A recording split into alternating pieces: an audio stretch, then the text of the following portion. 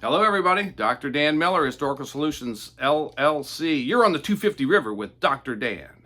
It is episode 6. Our sponsor this time around, and we'll thank them in advance, our sponsor is the Hartford, Connecticut Lottery.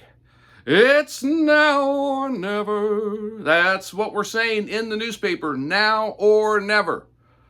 Now or never for the October 31st drawing of the Hartford Lottery. You can get your ticket and win cash prizes up to $600. That's $140 in English currency, but $600 in Connecticut currency. Get your tickets now because, as the ad says and as the song will say sometime in the future, it's now or never. It literally does say that. Thank you to them. That's fact. That's fiction. 99% fact, 1% fiction. 99% factually true about the Hartford Lottery, 1% fiction. That was 1774. They don't sponsor me now. It's good to see you. Going to talk about hurricanes. By the way, real quick, I know we've a lot of hurricanes, but it's sparked a thought in me that I wanted to share. Quick thought. This past week, 250 years ago, we had the Western Hemisphere's largest recorded battle occur. I wrote about it on the website. Go to historicalsolutions.com, Americanism Redux.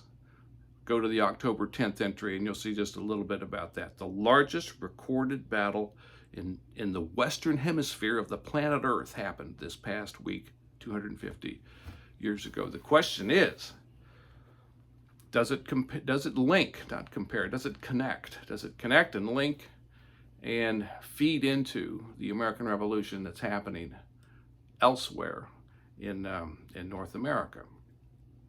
That's kind of your call to make.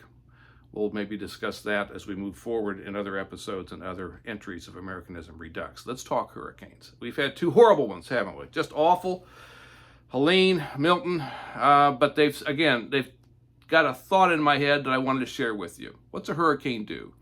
It's out there gathering speed, steam, all of destructive power out there over a body of water. Certain things have to happen, right? Look at me, I'm like a weatherman. It's rolling in, it's coming up from the south, that's at any rate.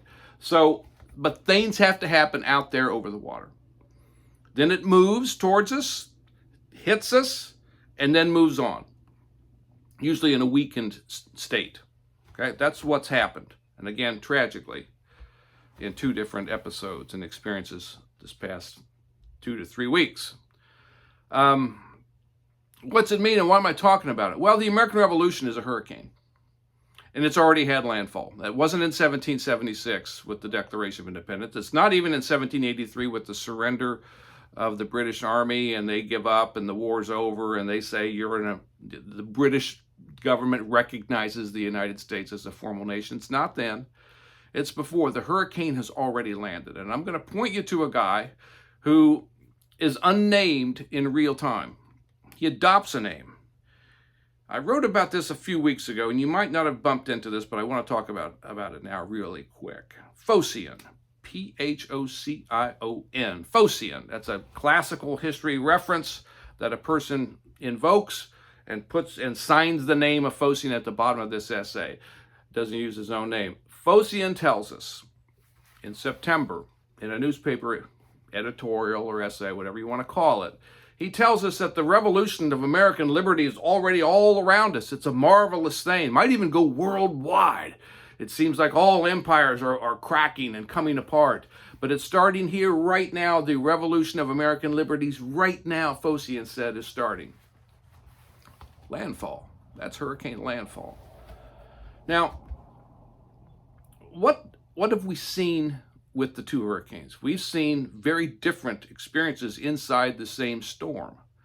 Take Helene, for example. The experience that was true down along the Gulf Coast in Florida where actual landfall was made, very different experience than it was up in the southern Appalachian Mountains into Georgia, South Carolina, North Carolina, Tennessee. That's what's true about a hurricane. That's true about the American Revolution, and we're already seeing it. When that storm comes in, it's contacting communities as they are. They're prepared or they're not. They're ready or they're not. They've got favorable terrain or they don't. and many, many other things too. So it looks different as it moves from place to place to place. The same thing is being true right now. Now, what the Continental Congress is trying to do, as the wind flies and the rains roar, what they're trying to do is keep things together, find a midpoint, find a collecting point of a response to the coercive acts, so that they can then go forward further into the hurricane together. It's a ramshackle building that they're trying to make in the middle of the storm. But that's what I want you to take away from this today, is that the hurricane of the American Revolution is already upon us in the fall, October 10th, the week of October 10th, 1774. It's not the Declaration a couple years out. It's not the peace treaty, 9 years out. It's right here already happening. Easy for us to lose sight of that fact. So just remember that when you're with me on the 250 River, you're already in the American Revolution. It's already hitting us, and things are already happening. You know, it seems to me that sometimes it's hard to, if you don't know how you're marking time on something, there's a pretty good chance that the meaning of what's happening is going to slip away from you altogether, or you're going to have frankly, a not correct or useful understanding of what that meaning it even is in the first place. So it's important to mark time in terms of, okay, it seems to have started here, it seems to have progressed over there, and it seems to be ending way out there, just like a hurricane. So that's today. Go back on the website, see that largest recorded battle of Western Hemispheric history of the year 1774. I'm Dr. Dan Miller, Historical Solutions, LLC. It's been wonderful to have you. Go get a lottery ticket, too, from Hartford, because it's now or never, baby. You're on the 250 River with Dr. Dan. Have a great week, and I'll talk to you next week. See you soon.